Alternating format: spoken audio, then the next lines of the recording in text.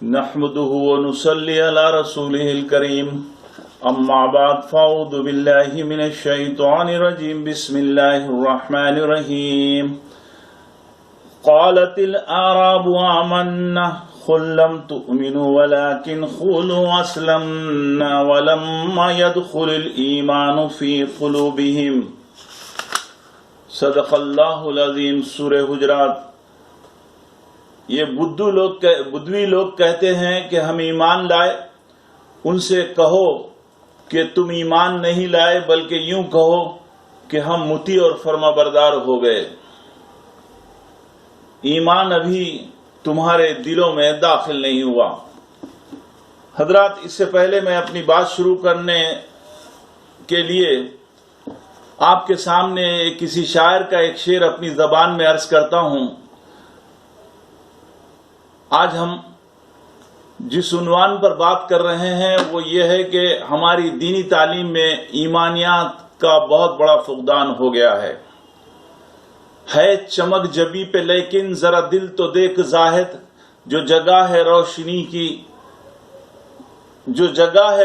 کی وہیں روشنی نہیں۔ یہ شعر ہمارے معاشرے کا 3/4 حصے کا پورا نقشہ پیش کر رہا ہے، اور اکثر لوگوں کا یہ کہنا ہے کہ ان کے دل کے اندر ایمان کی وہ حرارت اور گرمی نہیں اور ان کا اندرون خالی ہے۔ رسول اللہ صلی اللہ علیہ وسلم کی ایک حدیث بخاری شریف میں نوٹ کی گئی، جس میں اللہ کے رسول صلی اللہ علیہ وسلم یہ فرماتے ہیں کہ انسان کے جسم میں ایک لوتھڑا ہے، وہ اگر سدھر جائے تو پورا جسم سدھر جاتا ہے، وہ اگر بگڑ جائے تو پورا جسم بگڑ جاتا ہے، وہ انسان کا دل ہے۔ اسی طرح بخاری کی ایک روایت بی بی عائشہ صدیقہ نے نوٹ کی ہے، جس میں حضرت عائشہ صدیقہ رضی اللہ تعالی عنہ بیان فرماتی ہیں کہ قرآن مجید میں جو احکام سب سے پہلے نازل ہوئے وہ جنت اور دوزخ یعنی توحید، رسالت اور آخرت کے تھے۔ جب لوگوں کے دل اسلام یعنی ایمان پر مضبوط ہو گئے تو پھر حرام اور حلال کی باتیں اتری۔ اگر شروع ہی میں ان سے یہ کہہ دیا جاتا کہ تم زنا مت کرو، تم چوری مت کرو اور تم شراب مت پیو، تو لوگ یہ کہتے کہ ہم کبھی زنا نہیں چھوڑیں گے، ہم کبھی شراب نہیں چھوڑیں گے۔ ان دونوں روایتوں سے ہم کو یہ تعلیم ملتی ہے کہ انسان جب دنیا کے اندر زراعت کرنا چاہتا ہے تو زمین کو سب سے پہلے نرم کر کے زرخیز کرتا، اس کے بعد بیج ڈالتا ہے۔ بنجر زمین کے اندر اگر بیج ڈالے تو وہاں بیج صحیح معنوں میں نہ پرورش پاتا، نہ پھل پھول سکتا ہے، جل کر ختم ہو جاتا ہے۔ اگر ہم انبیاء علیہ السلام کی زندگیوں پر غور کریں گے تو تمام انبیاء علیہ السلام دنیا میں جب تشریف لائے تو سارے کے سارے سب سے پہلے انسانوں کو ایمان کی دعوت دیے، اور ہمارے آقا حضرت محمد صلی اللہ علیہ وسلم بھی دنیا میں جب مبعوث ہوئے تو آپ جو ہے سب سے پہلے 13 سال تک مکے کے اندر ایمان ہی کی دعوت دیے اور مکے کے انسانوں کو ایمان کی طرف بلایا۔ بعد میں پھر اعمال اور مسائل کے احکام اترے۔ صحابہ کا قول ہے کہ ہم ایمان پہلے سیکھے، اس کے بعد قرآن سیکھے۔ سورہ نساء میں اللہ تعالیٰ ایمان والوں کو یہ تاکید کر رہا ہے کہ یا ایھا الذین آمنوا آمنو، اے ایمان والو تم ایمان لاؤ۔ اس لیے ہمیں اپنے طریقے تعلیم کے اندر رسول اللہ صلی اللہ علیہ وسلم کے طریقے کو اختیار کر کے دینی تعلیم دینا چاہیے۔ ہر بچہ اسلام کی فطرت پر پیدا ہوتا ہے اور ہماری تعلیم اس کو یا تو سدھارتی ہے یا بگاڑتی ہے۔ قرآنی تعلیم کے 2 حصے ہیں، ایک بیس ہے جس کو ہم ایمان کہتے ہیں، اور دوسرا ہے اسٹرکچر یعنی نظام شریعت جس کو ہم اسلام کہتے ہیں۔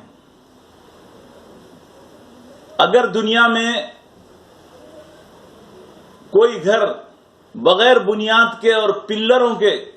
کھڑا کیا جائے تو وہ زیادہ دن ٹھہر نہیں سکتا۔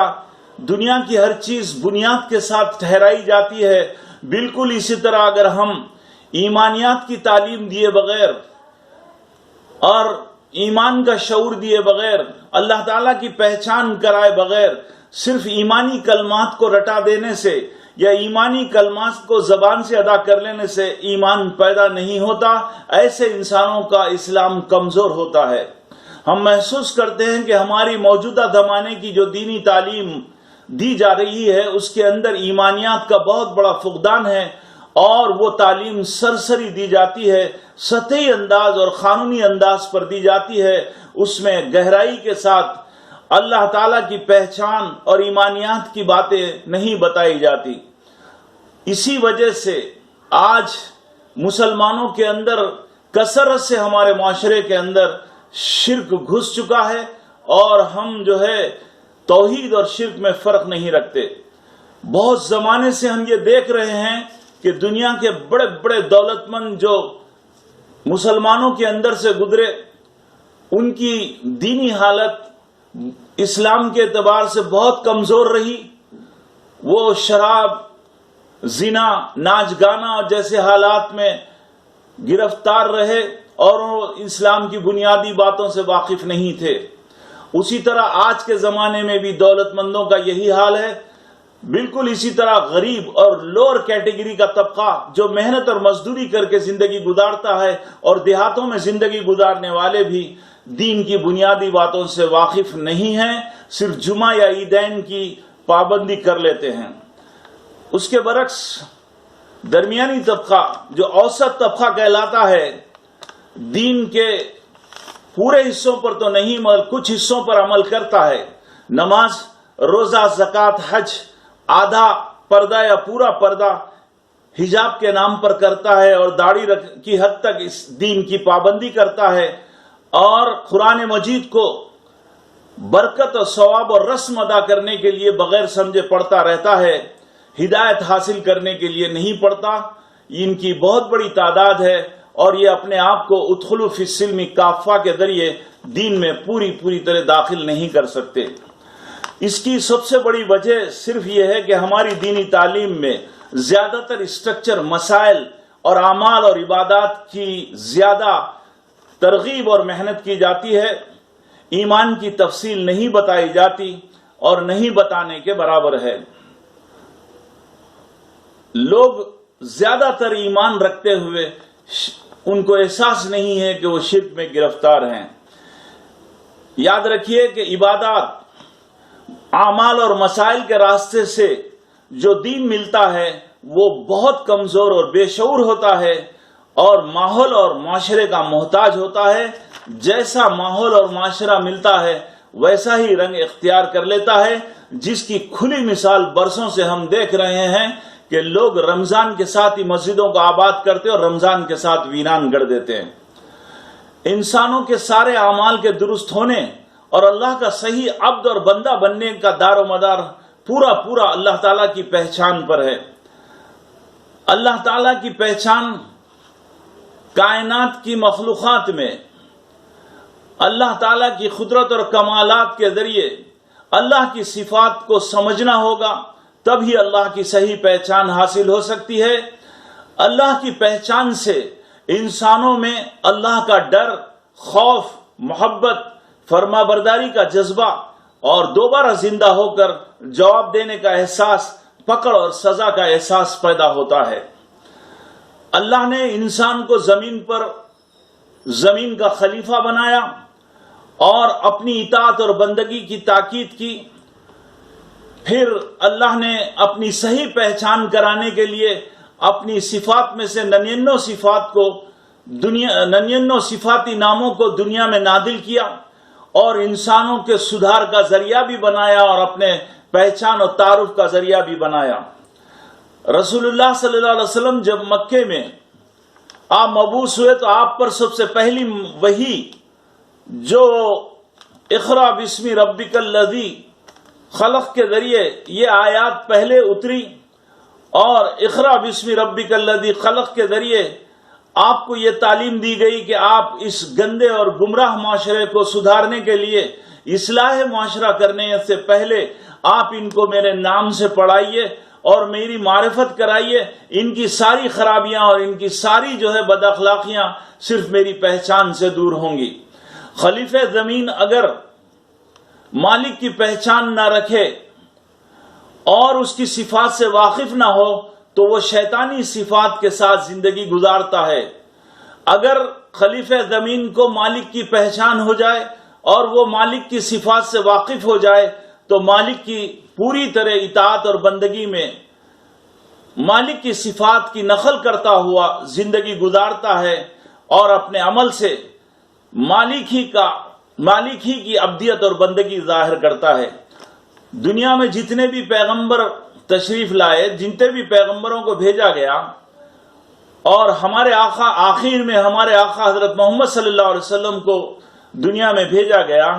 وہ سارے کے سارے پیغمبر اللہ تعالیٰ کی صفات کا پرتو اور سایہ تھے اور اللہ تعالیٰ کی صفات کی نقل کرتے ہوئے زندگی گزارے۔ یاد رکھیے کہ انسان اللہ جیسی صفات اختیار نہیں کر سکتا۔ اللہ تعالیٰ نے اس کو صرف اپنی چند صفات کی نقل کرنے کی صلاحیت عطا فرمایا، جس سے اس کے اخلاق اور اعمال اور اس کے عقائد کی سدھار ہو سکتی ہے۔ جتنا زیادہ انسان اللہ کی پہچان اور اس کی صفات کی نقل کرے گا اتنا وہ اللہ کی عبدیت اور بندگی کر سکتا ہے۔ اور دنیا میں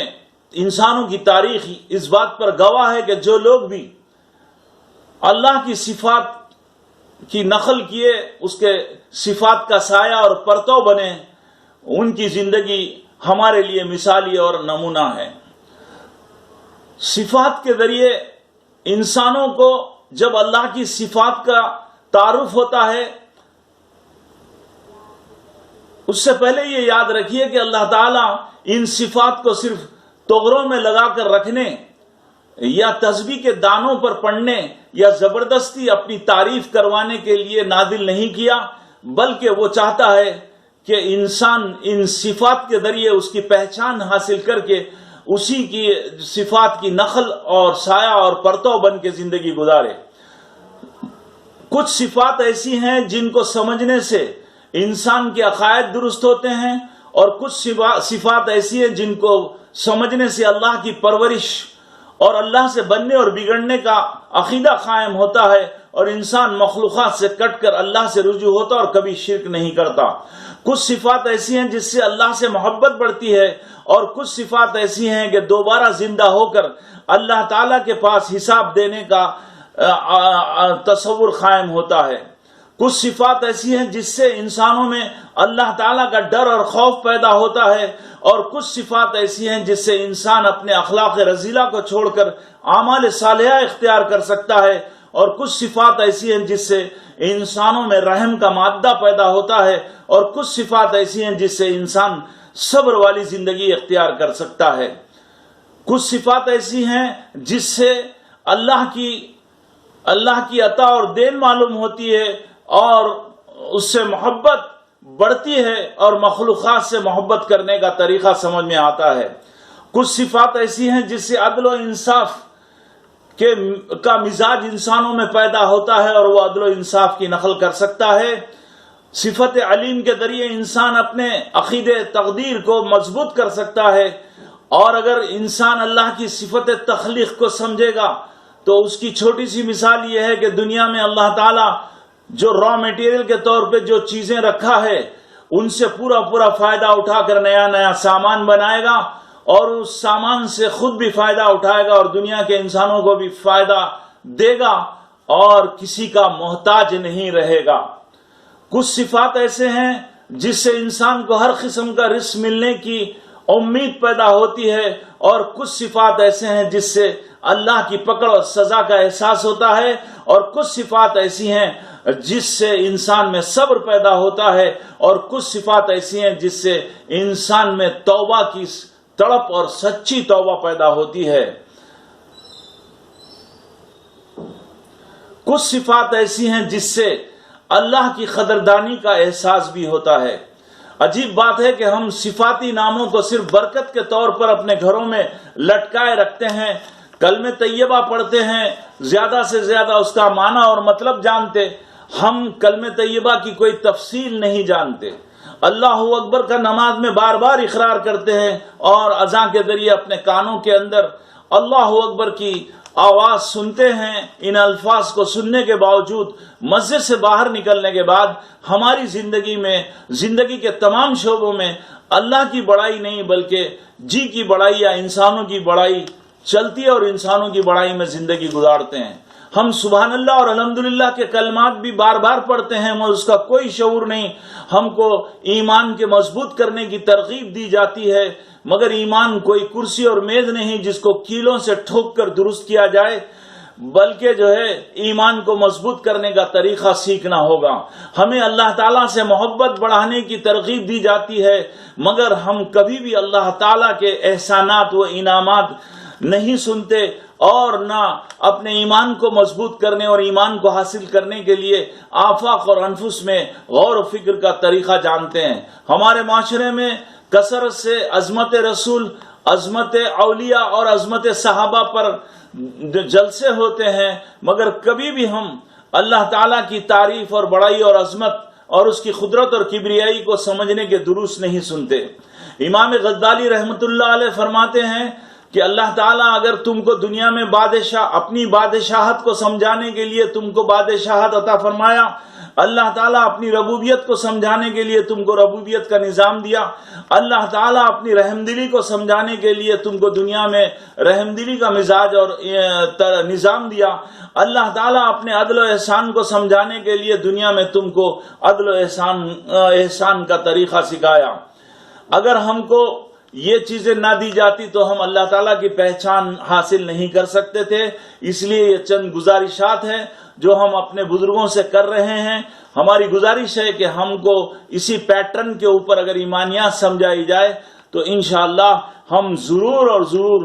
باشعور مسلمان بن سکتے ہیں۔ ہم آخرت پر ایمان تو ضرور رکھتے ہیں، مگر اللہ تعالیٰ کی تاکید وہ بالآخرت ہم یوقنون کے ذریعے آخرت پر یقین پیدا کرنے کا طریقہ نہیں جانتے۔ ہم اس مریض کی طرح ہے جو دوا کھانے کے باوجود بیمار کا بیمار رہتا ہے، اس لیے ہمارے بڑے حضرات کو ان باتوں پر سوچنا چاہیے۔ وآخر الدعوانا ان الحمد للہ رب العالمین۔